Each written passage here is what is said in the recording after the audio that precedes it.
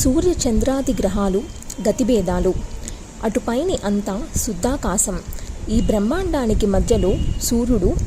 సూర్యాండానికి భూగోళానికి మధ్య 25 కోట్ల యోజనాలు దూరం ఉంది. మృతమైన అండం నుంచి జన్మించాడు కనుక సూర్యుణ్ణి మార్తాండుడంటారు. హిరణ్యాండం నుంచి ఆవిర్భవించాడు కనుక హిరణ్య గర్భుడని అంటారు. సూర్యుడి వల్లనే ఈ బ్రహ్మాండంలో ఆకాశమని, దిక్కులని, భూమి అని, స్వర్గమని, నరకమని, పాతాళమని విభజనలు ఏర్పడుతున్నాయి.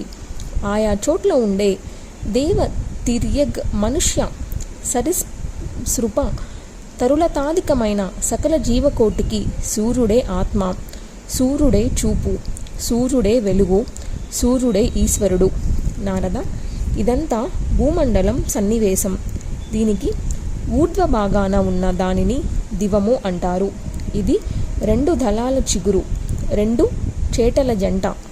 శూన్యమే అనుసంధానం. రెండింటికి నడిమి భాగాన శూన్యాంతరాళంలో సూర్య భగవానుడు తన వెలుగులతో ముల్లోకాలను ప్రకాశింపజేస్తున్నాడు. ఉత్తరాయణంలో సూర్యుడు గతిమాంద్యం పొందుతాడు. అది ఆరోహణ స్థానం. అందుకని పగటిపూటలు దీర్ఘంగా ఉంటాయి. దక్షిణాయనంలో సూర్యుడి గమనం వేగంగా సాగుతుంది. ఇది అవరోహణ స్థానం. అందుకని పగటిపూటలు నడివి తగ్గుతాయి.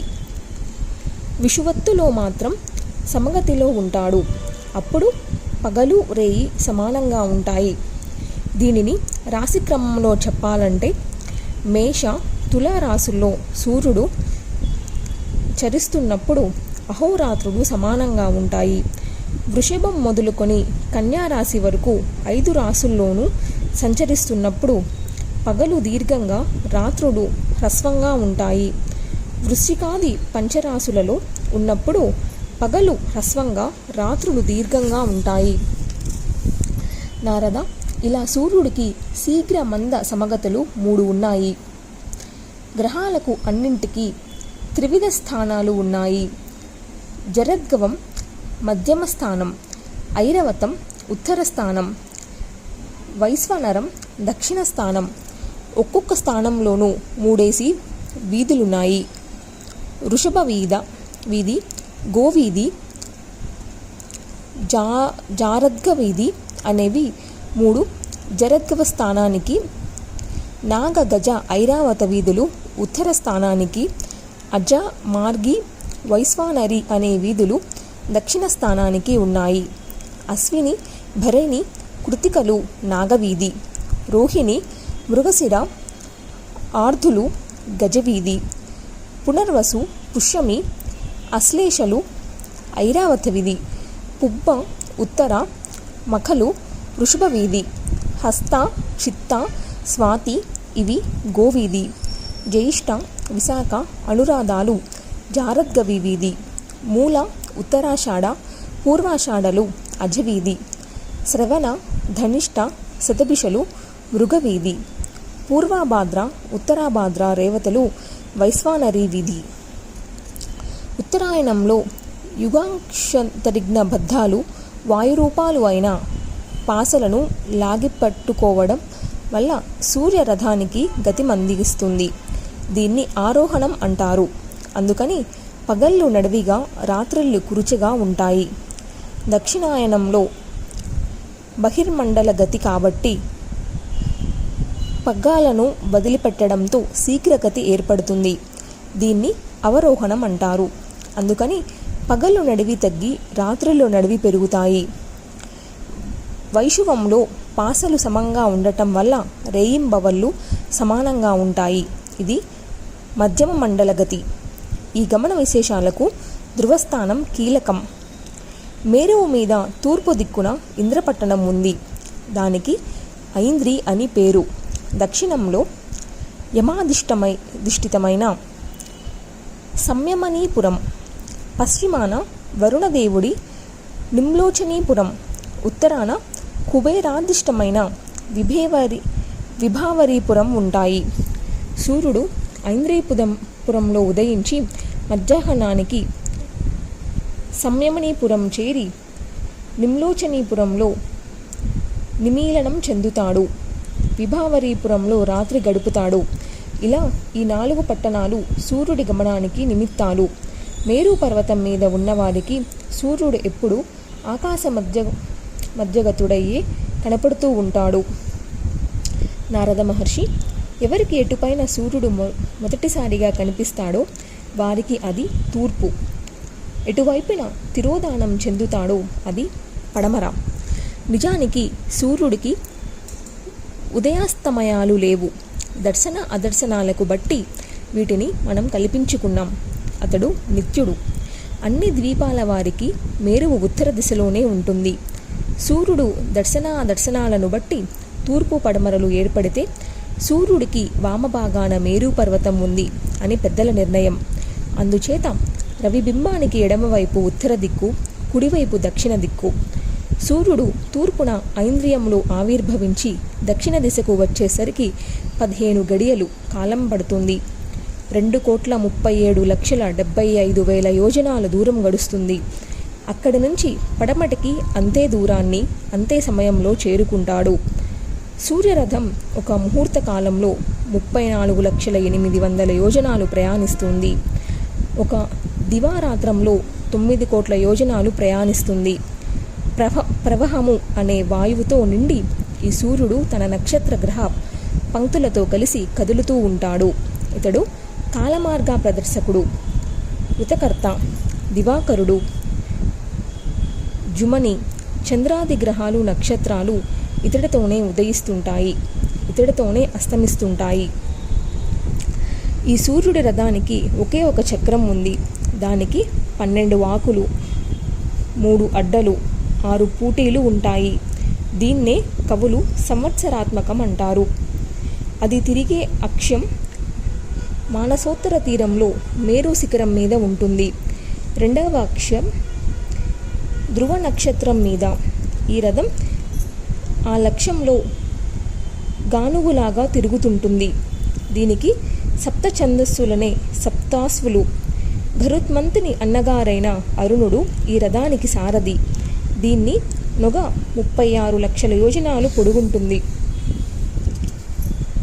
బొటనవేలి కనుపంతటి ఆకారాలు కలిగిన వాలకిల్యులు 60,000 మంది ఈ రథంలో ఉండి నిరంతరం సూర్యుణ్ణి వేదమంత్రాలతో స్తుతిస్తుంటారు. ఇంకా తక్కిన మునులు, గంధర్వులు, అప్సరసులు, నాగజాతి వారు, దైత్యులు నెలకు 7 చొప్పున సూర్యుణ్ణి స్తుతిస్తుంటారు. నారద, ఇంకా చంద్రాది గ్రహాల గమనం గురించి చెబుతాను, ఆలకించు. ఇది చాలా చిత్రంగా ఉంటుంది. వీటి గతులను బట్టి మానవులకు శుభ అశుభ నిదర్శనాలు లభిస్తూ ఉంటాయి. కుమ్మరి చక్రం తిరుగుతూ ఉంటే దాని మీద వాలిన కీటకాలు కూడా తిరుగుతున్నట్టు సూర్యుడితో కలిసి ఈ కాలచక్రంలో గ్రహరాశులన్నీ తిరుగుతూ ఉంటాయి. మేరువుకి ప్రదక్షిణం చేస్తూ ఉంటాయి. స్వకీయము, పరరాశి సంచారము అని గ్రహాలు అన్నింటికీ 2 గతులు ఉన్నాయి. ఆదిపురుషుడు, భగవానుడు, లోకపావనుడు, నారాయణుడు, అఖిలాధారుడు అయిన సూర్యుడు లోకాలకు శుభం కలిగించడం కోసం కర్మ విశుద్ధి నిమిత్తం త్రయీమయుడై తనంత తాను ఇలా సంచరిస్తూ ఉంటాడు. వసంతాది ఋతువులకు ఆయా లక్షణాలను ప్రసాదిస్తూ ఉంటాడు. శ్రాద్ధ భక్తులతో అర్చించేవారు, యజ్ఞయాగాదులు చేసేవారు శ్రేయస్సులను పొందుతున్నారు. కాలచక్రగతుడై 12 రాశులలోనూ సంచరిస్తూ 12 నెలలను కల్పిస్తున్నాడు. ప్రతి మాసానికి శుక్ల కృష్ణ పక్షద్వయం ఉంది. దివారాత్రులు ఉన్నాయి. 27 నక్షత్రాలలో సపాదన నక్షత్ర ద్వయానికి ఒక రాశి అని పేరు.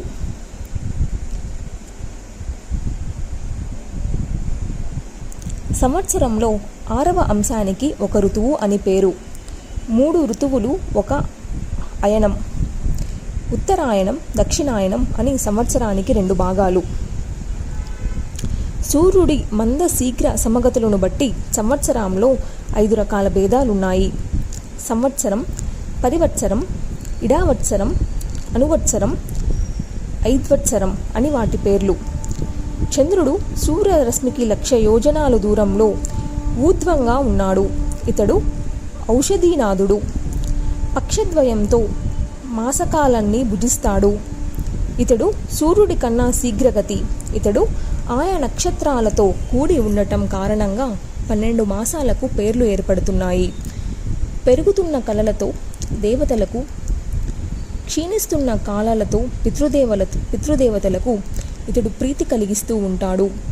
సూర్యుడు అహస్కరుడైనట్టే చంద్రుడు రాత్రికారకుడు. సర్వజీవకోటికి ఇతడే ప్రాణము, ఇతడే జీవము. ఇతడు ఒక్కొక్క నక్షత్రంలోనూ 60 గడియల కాలం ఉంటాడు. 2 రోజుల ఒక్క పూటలో రాసి గడుస్తాడు. సూర్యుడికి సంవత్సరం పట్టే కాలచక్రాన్ని ఇతడు 4 రోజుల్లో పరిభ్రమిస్తాడు. ఇతడు అమృతధాముడు, మనోమయుడు, అన్నమయుడు, దేవ, పితృ, మనుష్య, సరీసృప, తరులతాది సర్వప్రాణకోటికి ప్రాణప్రదుడు, అప్యాయనశీలుడు కనుక ఇతడిని సర్వయముడు అంటారు, సర్వమయుడు అంటారు.